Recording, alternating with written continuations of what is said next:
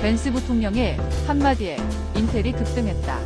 비아디가 딥시크와 협력해서 테슬라를 위협하고 있다. 한화오션 지분을 둘러싸고 한화에어로와 한화오션이 하루 늦게 폭등했다. 레인보우 로보틱스가 장중 40만원을 돌파했다. 하이브와 JYP가 52주 신고가를 기록했다.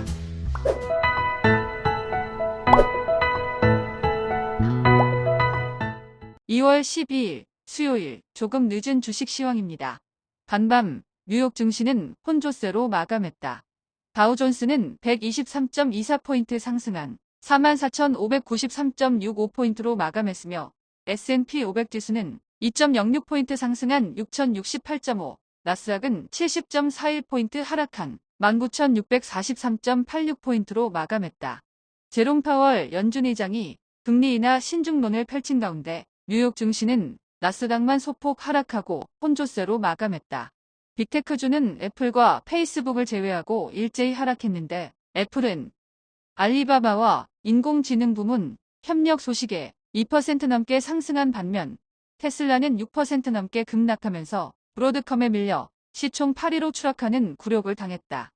5일간 강세를 보인 엔비디아가 소폭 하락하고 암홀딩스, 마이크론이 2% 가까이 하락한 가운데 벤스 부통령이 인공지능 생태계를 자국산 반도체로 구축한다고 말하자 인텔이 6% 넘게 급등하고 ASML도 1% 넘게 상승하면서 필라델피아 반도체 지수는 약보합에 그쳤다. 중국의 최대 전기차 업체인 비아디가 딥시크와 협력해서 로보택시 대중화를 선언하자 테슬라는 6% 이상 급락하고 루시드도 3% 가까이, 리비아는 4% 넘게 급락한 가운데 파산위기의 니콜라는 투기 세력의 유입으로 이틀 연속 폭등 중이다. 10년 만기 국채 수익률은 4.537%로 상승했고 2년 만기 국채 수익률도 4.29%로 상승했다. 원달러 환율은 1,452.5원으로 상승했고 서부 텍사스 중진유는 배럴당 73.32달러로 상승했다. 비트코인은 96,000달러대 초반으로 하락했고 이더리움은 2,600달러 초반대로 하락했다. 전일 국내 증시는 혼조세로 마감했다.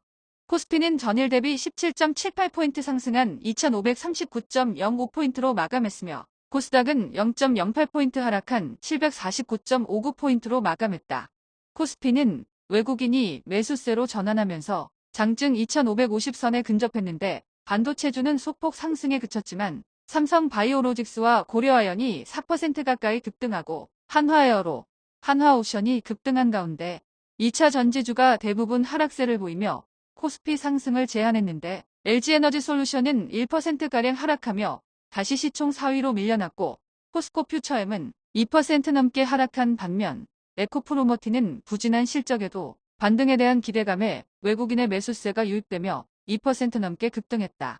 레인보우 로보틱스가 6% 가까이 급등하며 장중 40만원을 돌파하고 파마리서치가 리쥬란의 여전한 수요에 4% 넘게 부진한 실적에도 코오롱티슈진이 신고가를 찍으며 9% 넘게 급등하고 펄어비스도 흑자 전환 소식에 10% 넘게 폭등했지만 알테오젠이 3% 넘게 급락하고 리가캠바이오도 5% 넘게 급락, 엔캠은 8% 넘게 급락하면서 코스닥 지수는 약보합으로 마감했다.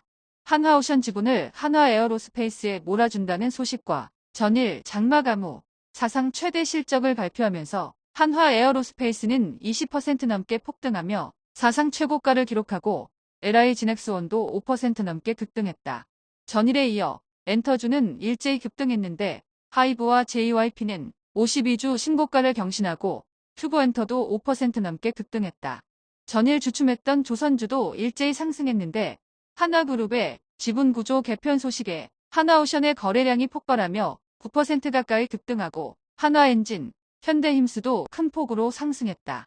원전주도 일제히 상승한 가운데 두산에너빌리티는 외국인과 기관의 동반 매수세에 2% 넘게 상승하고 한전기술, 한전산업도 3% 넘게 급등했다. 아이폰 수혜주도 대부분 상승한 가운데 LG이노텍은 올해 안에 유리기판 C제품 양산 기대감에 기관의 매수세가 몰리며 6% 가까이 상승했는데 신저가 경신 후 6일 연속 상승 중이다.